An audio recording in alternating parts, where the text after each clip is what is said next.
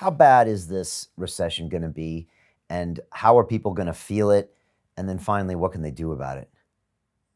I think I think it's going to be a total transition. So we're leaving the period of globalization and we're moving toward localization.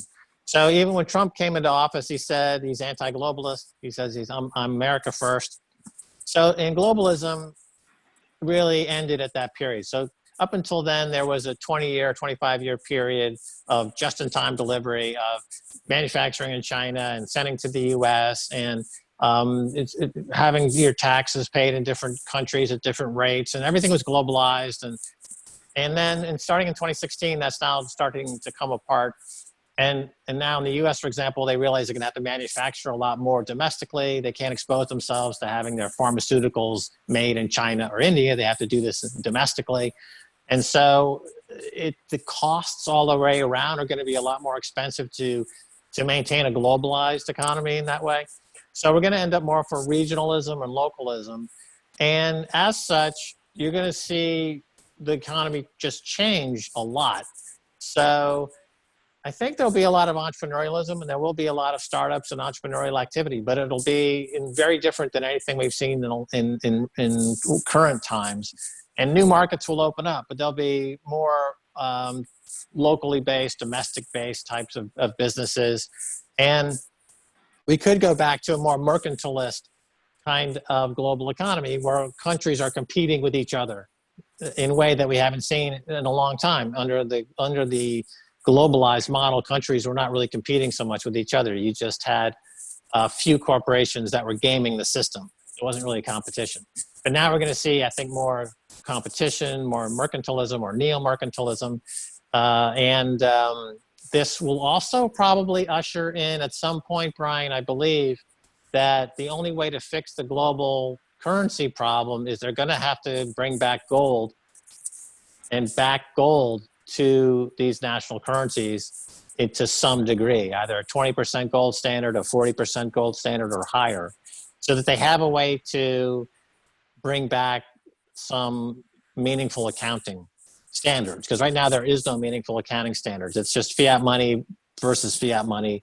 Nobody really knows anything anymore. It's lost in a fog. And so they're going to have to bring back gold. And then this will also change people's orientation toward business and finance and entrepreneurialism when you have an actual yardstick to use to build your business and to build your country's wealth, the wealth of your country. So I think those are changes. So it's not. I don't think it's necessarily going to be where you go into depression part 2, and you just have this dead economy for many years that you're just waiting for something to pull you out of it, like a war or something like that. I don't think that's the case. I think it's going to transform pretty dynamically, pretty quickly into something completely different. I think a year from now, 2 years from now, we're going to look back at the economy pre-COVID-19 virus as being something very much in the past that doesn't exist anymore.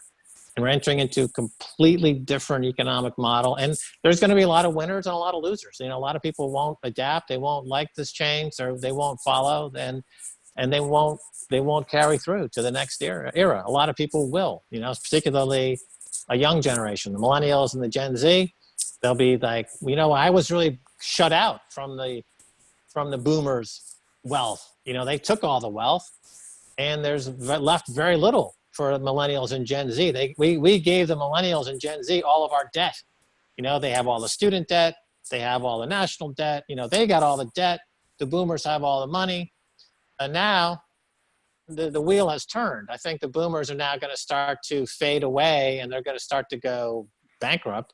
But these millennials and Gen Z, I think now they have a chance to rebuild the global economy more as they want to. So I'll be interested to see myself how they do it.